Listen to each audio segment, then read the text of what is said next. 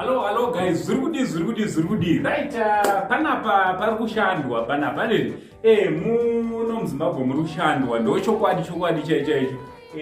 Ndabva ndataga ndimbonoona zvikuitwa nemuzukuru wangu. This is beautiful. Saka chichinwani chindaya.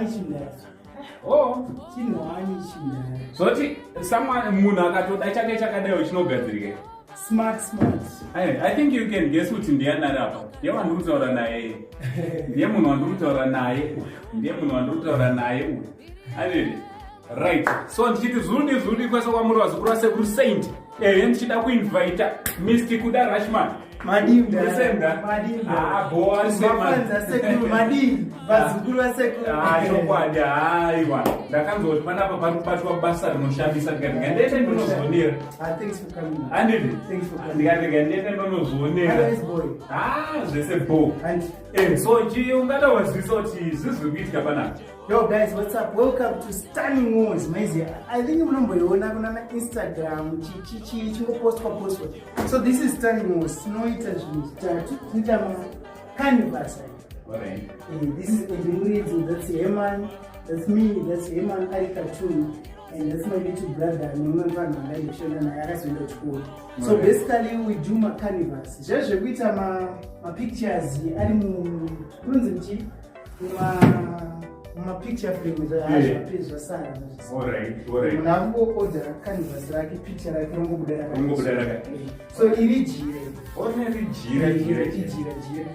Tikasviba kungopukuta zvorochena. Ngopukuta chete. Achikanganisi. Ndichaitirwa changu. So watch out for another video. Ndichipiwa kwangu.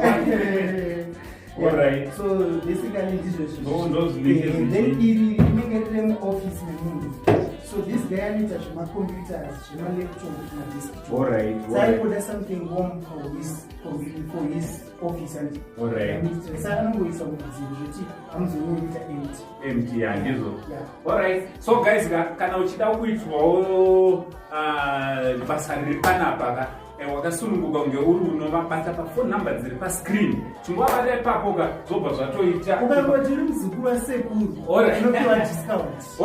Right, maiona nyaya yacho advantage kuva muzukuru wasekuru unopiwa discount yakakura kwete diki.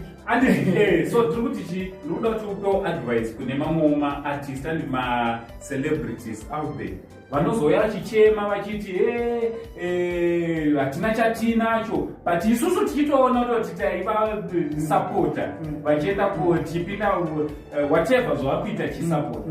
What advice would you want? Okay guys, nyaya iripo ndeyekudaiswantia entertainment industry yemuZimbabwe yakasiyana nekune dzimwe nyika. But anenge achinzi the biggest artist in America anenge achifamba neLamborghini, but the biggest artist wemuZimbabwe akwanise kufamba nemotikari iyoyo.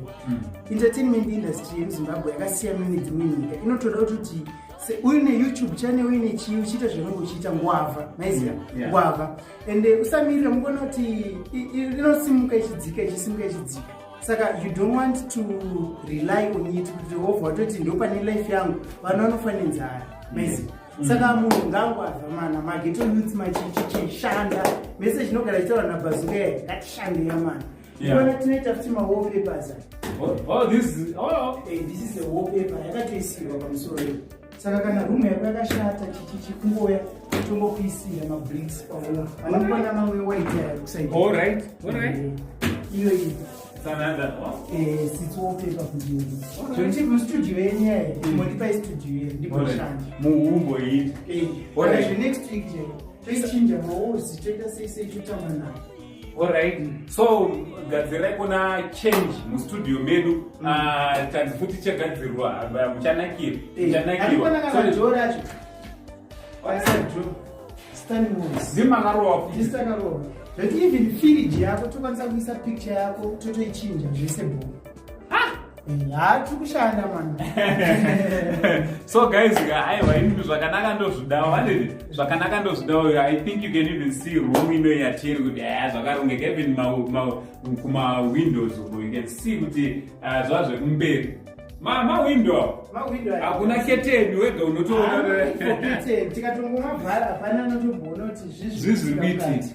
See? Yeah. Wow. Saka guys, uyai wasiprosate tite basi. Andidi. So guys, number ndodziri pa screen. Echingofona ipapo code password ndo yakanzi angosei. Uchingoti angosei ndo taura nyaya yako. Discount yatoita. So thanks very much. Thank you so much. Keep it up. I like that. Zvandikuona panapa everything zvakanaka. So let's support. Koma senti kana benga anosupporta mageto itmezi. Yeah. Ndimega mkuu. Aiwa, godati nechitodo zvende mberi. Ndo yacho. Alright, from Uncle Saint na kuda Rushman aiwa tibadati much love. Much love.